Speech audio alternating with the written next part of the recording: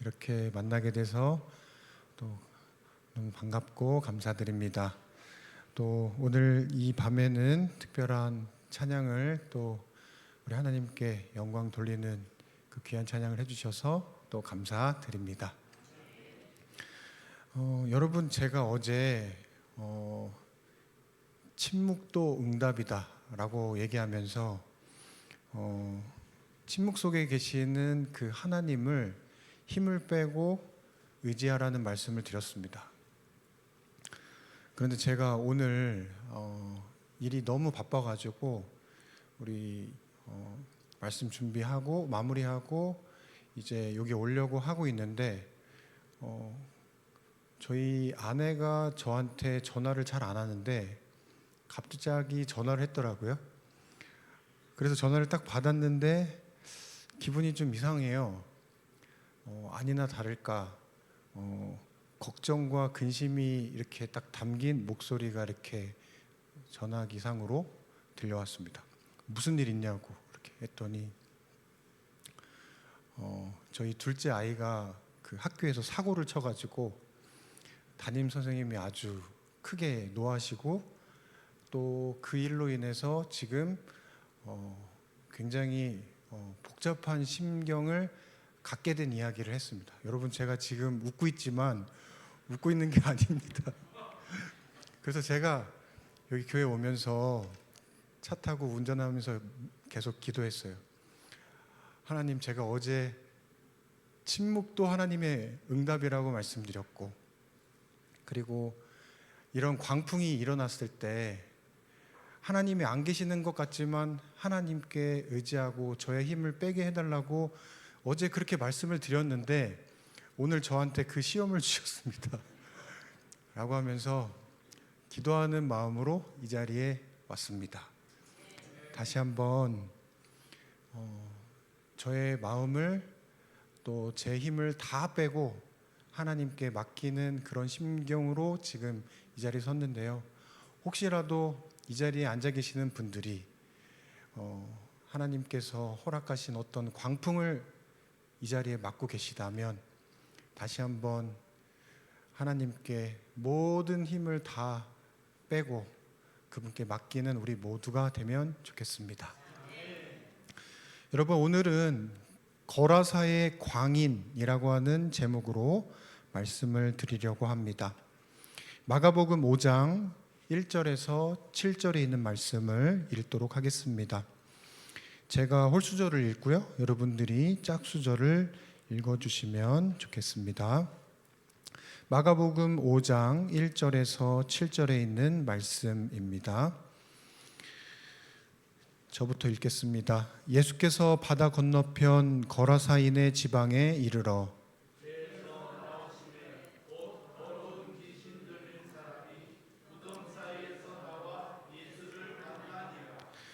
그 사람은 무덤 사이에 거처 하는데 이제는 아무나 쇠사슬로도 맬 수 없게 되었으니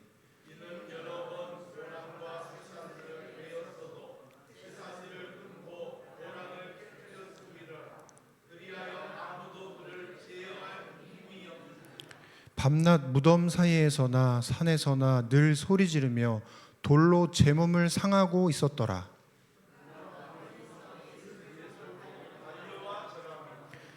7절 다 같이 읽겠습니다. 시작. 큰 소리로 부르짖어 가로되 지극히 높으신 하나님의 아들 예수여, 나와 당신과 무슨 상관이 있나이까? 원컨대 하나님 앞에 맹세하고 나를 괴롭게 마옵소서 하니. 여러분, 제가 이 말씀을 준비하다가 영화 하나가 떠올랐습니다. 조금 오래되긴 했지만 부산행이라는 영화가 있어요. 이 영화는 평범한 인간이 괴물이 되어가는 과정을 그린 이야기를 담고 있습니다. 여러 괴물 중에 왜 좀비에 대한 이야기가 지속적으로 우리나라에서 유행하게 되었을까? 이 영화가 처음 나왔던 2016년 이후 좀비에 대한 영화와 드라마 그리고 이와 관련된 사회적 글들이 쏟아지기 시작했습니다. 그리고 나서 2017년에 제가 한 글을 읽게 됐는데, 좀비가 자본주의를 만났을 때 영화 부산행에 나타난 주인공들의 역할 분석을 중심으로 이런 글을 제가 읽었어요. 좀비가 이 시대의 사회상과 우리의 자화상을 잘 그려낸다고 그 글은 쓰고 있습니다. 다시 말해서 평범한 우리와 같은 사람들이 뭐로 변한다는 뜻이에요? 좀비와 같은 괴물화 된다는 것입니다. 우리가 살고 있는 이 세상은 돈 없이는 살 수 없는 자본주의 사회가 되었습니다. 그런데 이 영화에서 주인공인 서석우라고 하는 사람은 펀드 매니저였어요. 근데 이 사람은 뭐에 눈이 멀었냐면 돈에 눈이 멀었습니다.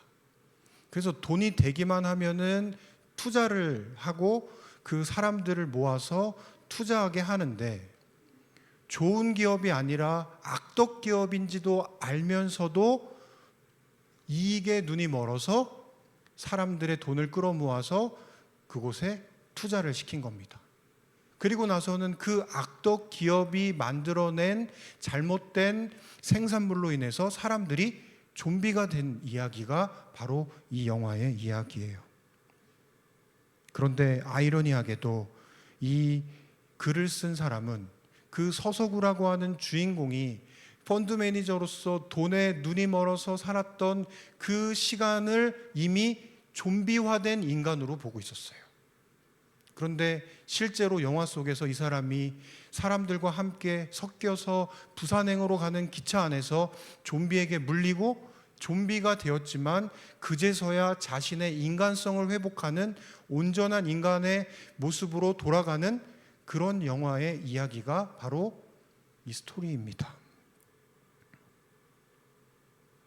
여러분, 저는 이 이야기를 보면서 어떤 생각이 들었냐면, 우리가 살고 있는 이 세상에는 그냥 평범한 사람처럼 보이지만 돈에 눈이 멀고, 그리고 약에 눈이 멀고, 그리고 자기가 좋아하는 이 세상의 쾌락에 눈이 멀어서 자기가 지금 어떻게 흘러가고 있는지도 모른 채 살아가고 있는 여러 인간상들을 오늘 우리는 보고 있다고 말씀드리는 것입니다. 그리고 오늘 본문 속 이야기도 같습니다. 귀신 들린 거라사의 광인이 온전한 인간으로 돌아오는 이야기가 오늘 우리가 보게 되는 이 본문의 이야기입니다. 이른 아침에 예수와 함께 제자들이 해변에 닿았습니다. 밤새 이 사람들이 어제 뭐를 만났다고요? 광풍을 만났어요. 그리고 그 광풍 속에서 살아남고 이 사람들이 아침을 맞아서 땅에 딱 도착했는데, 평화의 축복의 날과 같은 그날에 그 사람들은 광풍보다 더 무서운 장면을 목격하게 됩니다. 그것은 광풍보다 무서운 광인이었습니다. 미친 사람이 예수님과 그의 제자들이 도착하자마자 그들을 향해서 좀비처럼 달려오는 것입니다. 그들의 몸에는 저희가 도망칠 때 끊어버린 쇠사슬이 걸쳐져 있었습니다. 그들의 눈은 헝클어진 머리카락 사이에서 그 광인들의 눈 있잖아요.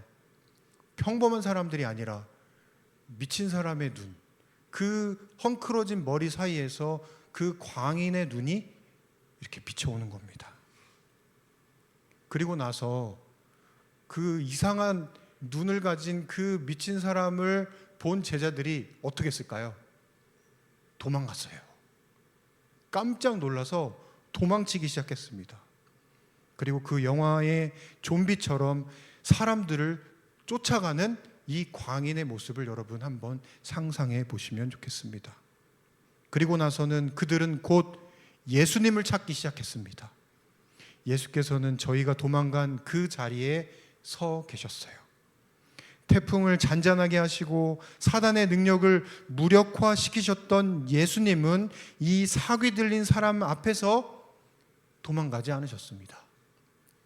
이를 갈며 입에 거품을 뿜으면서 그들이 예수님 가까이 다가왔을 때 예수께서는 파도에게 잔잔하라고 신호하셨던 그 손을 드셨습니다. 광풍을 잠잠케 하셨던 그 예수님이 이번에는 누구를요? 광인들을, 그 경노한 광인들을 멈춰 세우셨어요. 그리고 이렇게 외칩니다. 더없이 높으신 하나님의 아들 예수님. 이 미친 사람들이 예수님을 보고 외치는 거예요. 나와 무슨 상관이 있습니까? 하나님을 두고 애원합니다. 제발 나를 괴롭히지 마십시오. 결과적으로 거라사의 광인을 사로잡고 있었던 귀신들은 예수님의 명령으로 그 사람 몸에서, 정신에서 떠납니다. 대신 그들의 요청대로 그 지역의 돼지떼 2,000마리에게 들어가요. 그리고 미친 사람 대신 미친 돼지떼가 뭐합니까? 낭떠러지로 미친 듯이 돌진하는 겁니다. 그리고 아주 짧은 시간 안에 이 수천 마리의 돼지가 몰살당했어요.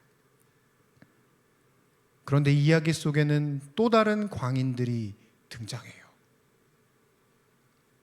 어떤 사람들이 광인이었을까요?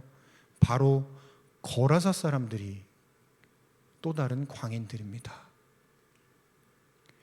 이 미친 광인이 예수님의 능력으로 나음을 입었음에도 불구하고 이 사람들은 놀라지 않는 겁니다. 대신에 뭐를 아까워하는 거예요? 돼지를 아까워하는 겁니다. 그들의 주 산업이었던 그 돼지를 잃어버리자 자기들의 이익을 더 이상 얻지 못하는 것이 이 광인들이 낳은 것보다 더 큰 문제였어요. 돼지의 소유주에게 이런 손실을 당하게 허락하신 것은 바로 예수님께서 그들을 사랑하셨기 때문입니다. 그들은 세상의 사물의 골몰에서 영적 사물이 나타났는데도 불구하고 그것을 분간하지 못했어요. 이미 이 사람들은 뭐니까요? 또 다른 광인이니까요. 돈에 미쳐 있는 겁니다. 예수께서는 그들이 하나님의 은혜를 받아들일 수 있도록 그들의 이기적인 무관심의 마력을 깨뜨리기 위해서 의도적으로 그들의 요구를 들어서, 귀신들의 요구를 들어서 돼지떼에게 들어가라고 하신 것입니다. 다시 말해서 그들은 영적 사물과 사람을 구하는 일에 대해서는 전혀 관심이 없어요. 더 심하게 말하면 이미 좀비화된 인간인 겁니다. 돈과 이익을 위해서라면 사람이 죽어가도, 그리고 사람을 살릴 수 있는 기회가 있어도 그것에 대한 관심을 두지 않는 것이죠. 여러분, 저는 이 거라사의 거민들을 보면서 누구 생각을 했을까요? 바로 우리를 생각했어요. 우리도 예수님이 좋은 분이라는 것을 알고 있지만 때로는 이 세상이 주는 유익과 이 세상이 가지고 있는 그 매력에 심취돼서 어떤 때는 그것에 눈이 멀어서 뭐보다요? 예수님보다 더 그것을 쫓아가고 그것을 사랑하고 그것에 눈이 멀어서 살 때가 있지 않습니까? 그러므로 이 거라사 광인은 다른 사람들이 아니라 누구라고요? 우리들 자신입니다. 재정적인 파탄을 염려해서 예수께서 계시지 못하게 이들은 결국 예수님을 쫓아냅니다. 어떤 사람들은 지금 예수님을 쫓아다니는데 이 광풍 속에서 예수님과 제자들만 있었던 게 아니라 광풍 속에서 예수님을 쫓아온 사람들이 있었거든요. 그 사람들이 함께 배에서 내리고 그 장면들을 다 보고 난 다음에 이 사람들에게 설명했어요. 이분은 보통 분이 아니십니다. 막 설명한 거예요. 그런데도 이 사람들 귀에는, 눈에는 뭐가 보이지 않는 겁니까? 예수님이 보이지 않는 거예요. 지금 뭐를 잃어버린 거예요? 돼지라고 하는 자기들의 엄청난 돈이 잃어버린 것에 눈이 멀어서 예수님이 계시지만 예수님을 보지 못하고 있는 겁니다. 그래서 이 증인들의 말이 아무런 효과가 없었어요. 그리고 이 거라사 주민들이 예수님 주위에 몰려와서 마치 좀비처럼 예수님 곁에 다가와서 제발 여기서 떠나십시오, 이렇게 요청했습니다. 그리고 나서는 예수님과 그 일행은 곧장 배에 올라 그곳을 떠났어요. 이게 이야기의 끝이에요. 놀랍지 않습니까?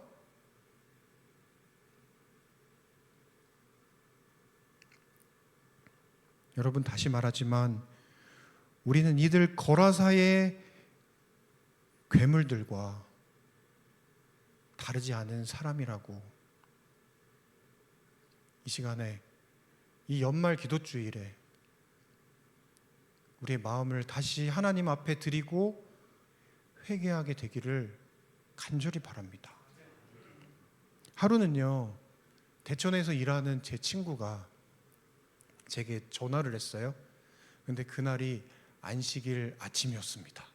근데 그냥 안식일 아침이 아니라 대목이 껴있는, 명절이 있는 그런 안식일 아침이었어요. 근데 이 친구가 뭐 하는 친구냐면 시장에서 그릇 가게를 하는 장사꾼이에요. 막 그 천냥 하우스 같은 거 있잖아요. 근데 이 친구가 제게 전화를 왜 했는지, 무슨 일이야 이렇게 했더니 이 친구가 저한테 이러는 겁니다. 훈재야, 나를 위해서 좀 기도 좀 해줘. 오늘 내가 문만 열면 돈을 이번 한 달 동안에 내가 벌었던 것보다 훨씬 더 많이 벌 수 있어. 뭐 하고 있는 거예요? 지금 마음에? 갈등하고 있었어요.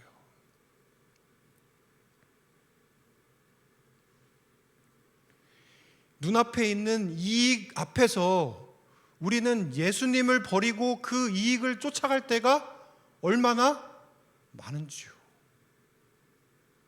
예수님이 귀하고 예수님이 주시는 선물이 너무나 놀랍고 크다는 것을 우리는 인정하면서도 지금 당장 우리 눈앞에 필요한 것들, 우리 눈앞에 원하는 것들이 놓이면 예수님이 보이지 않는 겁니다. 이게 우리 모습이에요. 초대교회의 아나니아와 삽비라는 돈에 눈이 멀어서 하나님께 돈을 드렸지만 그걸 다시 빼돌렸어요. 이 사람들 뭐 한 사람인지 아세요? 다락방에서 성령 받은 사람들이었어요. 그러니까 이 사람들은 그냥 교회 바깥에 있는 사람이 아니라 이미 하나님의 자녀들인데 뭐 했다고요? 눈 멀었다고요. 조금 더 심하게 말하면 미친 겁니다. 근데 우리가 그 미친 거를 잊고 살았다는 것을 오늘 말씀을 통해서 우리에게 지적하고 계세요. 여러분, 발람 선지자를 한번 생각해 보세요. 돈의 유혹에 넘어가서 하나님의 백성을 저주하기 위해서 하나님의 선지자가 지금 길을 떠나고 있어요. 그런데 놀랍게도 당나귀가 움직이지 않는 거예요. 그러자 당나귀를 때리기 시작합니다. 그리고 계속 당나귀가 움직이지 않고 안 떠나자 이 당나귀를 더 때립니다. 그런데 놀랍게도 당나귀가 뭐를 해요? 말을 해요. 그리고 말을 하는데도 불구하고 이 미친 선지자가 뭐 하지 않아요? 놀라지 않는 겁니다. 이미 뭐에 눈이 멀었기 때문에요? 재물에 눈이 멀어서요. 전 이게 미친 게 아닐까요? 거라사의 그 광인보다 더 미친 사람들은 거라사 사람들이었고 아나니아와 삽비라였고 발람이었고 오늘 우리가 아닐까요? 오늘 이 본문은 우리에게 묻습니다. 너도 예수님을 거절하고 잠시 누리는 쾌락을 쫓는 광인이 아니니? 그러나 고침을 받은 이 새로운 광인은 이와 달랐습니다. 그는 자신을 구원하신 예수님을 따라가기를 원했어요. 그래서 예수님, 저를 좀 제발 데려가 주십시오, 이렇게 얘기합니다.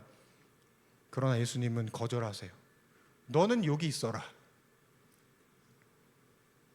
거라사 거민들이 예수를 거절하고 쫓아냈지만 예수님은 한 사람을 남겨두셨어요.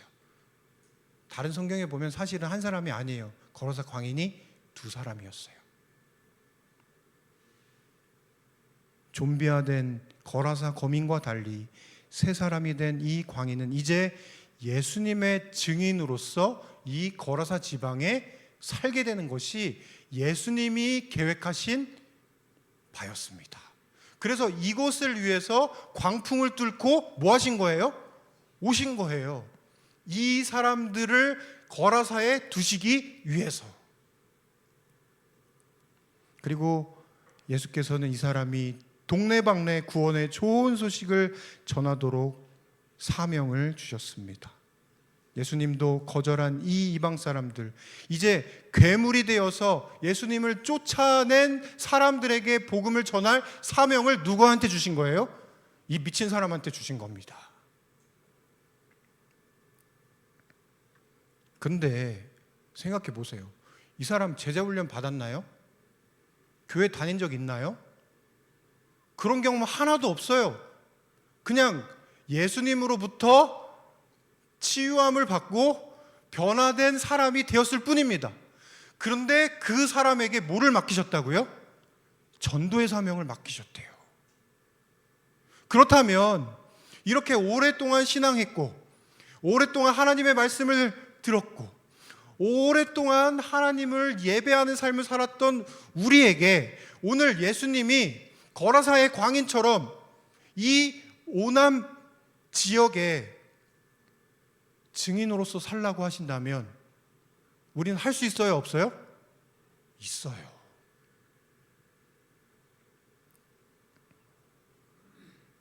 그리고 이 사람은 아무런 가르침도 받은 적이 없었지만 잠깐 동안에 예수님을 만났던 그 경험을 가지고 그는 몸으로써, 그가 살아있는 삶으로써 예수님을 증거하기 시작했습니다.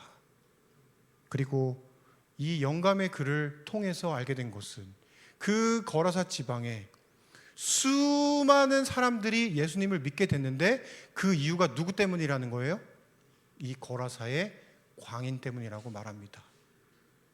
그리고 사단은 예수님을 돼지떼에다가 그 귀신들을 넣게 하셔서 사람들로 하여금 쫓아내게 만들었지만 그 돼지떼가 죽은 소식이 동네방네 그 거라사 지방에 퍼지기 시작했고, 그 퍼진 이야기 속에 누가 등장해요? 거라사의 광인이 등장하면서 광인이 전한 예수님에 대한 소식을 더 귀담아가 듣게 되는 놀라운 역전이 이 속에 일어나게 된 것입니다. 그러니까 하나님의 비즈니스는 절대 손해보는 일이 없어요. 여러분, 오늘 이 자리에 있는 여러분들에게 어쩌면 이 본문의 말씀을 통해서 하시는 말씀은 저는 이거라고 생각해요. 오남읍이 여러분의 거라사입니다. 우리는 하나님을 믿고 그분의 자녀가 되고 이제 그분을 따라서 살기로 한 이 광인과 같은 예수님의 자녀이지 않습니까? 그렇다면 오늘 여러분의 가정이, 그리고 여러분의 직장이, 그리고 여러분이 살고 있는 이 오남 지역이 여러분의 거라사가 되는 겁니다. 여러분 기억하시기 바랍니다. 구주께서는 그곳을 떠났지만 그분에게 고침받은 한 사람을 남겨두셨어요. 그러면 이 말씀을 이렇게 적용하고 싶습니다. 여러분의 가정에 예수님으로부터 고침받은, 이렇게 살면 안 돼, 이 세상에 무엇보다 예수님이 훨씬 더 좋은 분이시고 예수님이 주시고자 하는 그 생명의 선물이 훨씬 더 귀한 것이구나라고 하는 것을 알게 된 고침받은 우리가 우리 각 가정에 그리고 우리가 있는 그곳에 이 거라사 광인을 남겨두신 것처럼 오늘 우리를 그곳에 남겨두고 계시지 않을까요? 여러분, 세계에서 가장 높은 산이 어느 산인지 아시죠? 에베레스트라고 하는 산입니다. 제가 이번 2025년 1월에 봉사대를 가거든요. 우리 신학생들을 데리고 가서 그곳에서 공중전도회를 합니다. 5개의 교회에 가서 신학생 2명씩 파송하고 그 신학생들이 그곳에 가서 전도회를 해요. 그리고 나서는 전도회가 다 마친 다음에 저희가 한 3박 4일을 이 산을 갈 겁니다. 그런데 이 산의 높이가 8,848m예요. 그 8,848m 하면은 와닿지 않으시죠? 불암산이 500m거든요. 설악산이 1,708m, 한라산이 1,947m, 백두산이 2,744m예요. 어느 정도 높지 않으시죠? 그런데 전 세계 등반가들이 1922년부터 이 산을 오르기 위해서 열심히 도전했습니다. 하지만 험한 산세와 혹독한 날씨로 정상 등반에 번번이 실패했고 많은 사람들이 사망했어요. 그러나 사람들은 도전을 멈추지 않습니다. 드디어 1952년 처음으로 1952년이 되어서야 처음으로 에베레스트의 정상을 어떤 한 사람이 밟았어요. 그 후 매년 2명, 3명 정도가 정상 등반에 성공을 했습니다. 그만큼 산이 험준하고 너무 높았어요. 그런데 신기한 일이 벌어집니다. 1988년 한 해에 50명의 사람들이 정상에 등반하게 됐어요. 그 해를 기점으로 1990년에는 72명, 그리고 1993년에는 129명의 사람들이 정상에 오르게 됐습니다. 1988년에 갑작스럽게 25배가 넘는 사람들이 정상을 등반하게 된 이유가 무엇이었을까요? 지름길이라도 발견했을까요? 인간의 체력이 더 좋아진 것일까요? 아니면은 장비와 기술이 더 월등하게 나아진 것일까요? 비결은 아주 간단했습니다. 베이스 캠프의 위치를 밑에서 위로 확 올려버렸어요. 1988년 이전에 에베레스트를 등정하기 위해서 모든 원정대는 3,000m 고지 캠프에서 출발하거든요. 그런데 이는 물자 보급에 용이했고 캠프를 설치하기 편한 지점이 3,000m였기 때문에 3,000m에서 몇 미터로 올라가야 되는 거예요? 5,000m를 올라가야 되는 것이었습니다. 그런데 1988년 한 등정팀이 상식을 깬 도전으로 베이스 캠프의 높이를 5,000m로 올렸어요. 그러니까 베이스 캠프가 5,000m니까 몇 미터만 올라가면 돼요? 3,000m만 올라가면 되게 만들어 놓았어요. 놀랍지 않습니까? 그래서 한 해 127명, 이제는 200명 가까이 된 사람들이 그곳을 도전하는 겁니다.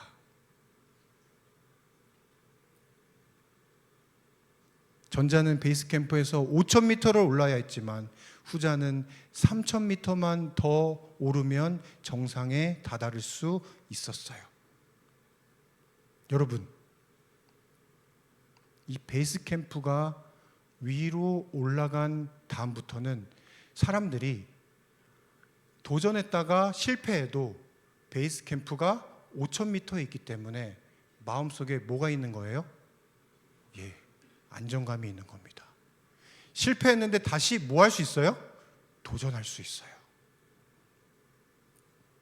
저는 이 베이스 캠프가 뭐라고 적용하고 싶냐면 지금 여러분들이 앉아 계시는 이 교회의 예배라고 저는 생각합니다. 우리가 드리는 이 예배의 기준을 훨씬 더 높이게 되면 뭐가 될까요? 여러분들이 오르고자 하는 그 산을 훨씬 더 쉽게 오르게 될 것입니다. 어떤 분에게는 가정에 믿지 않는 자녀 혹은 배우자가 여러분들의 에베레스트 산일지 모르겠습니다. 그런데 이 밑에서부터 그 산을 정복하려고 하니까 쉽지 않은데, 만약 우리가 드리는 이 예배가 훨씬 더 뜨겁고 우리가 드리는 이 찬양이 훨씬 더 간절하고 우리가 드리는 기도가 훨씬 더 깊고 우리가 하나님 앞에서 살아가는 그 모습이, 그 기준이 훨씬 더 높아지게만 된다면 어떻게 될까요? 다른 결과가 일어나게 될 것입니다. 오늘 우리의 믿음의 기준을 더 높이시기를 오늘 하나님께서 우리에게 말씀하고 계십니다.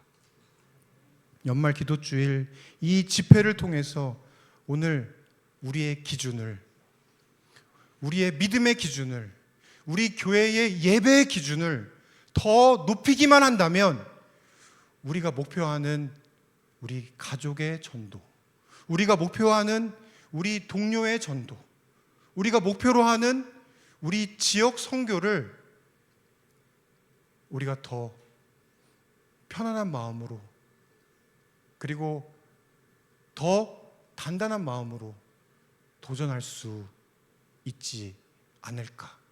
오늘 우리에게 이 말씀을 해주신다고 저는 믿습니다. 이제 이야기를 마무리하면서 한 이야기만 더 드리고 마치려고 합니다. 이 남극에는요, 신사 펭귄들이 살고 있죠.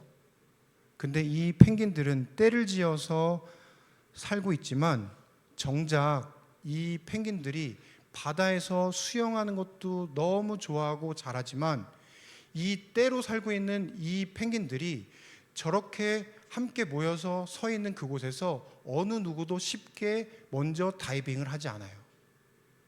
그 이유는 뭐냐면 물속에 누가 있기 때문이에요?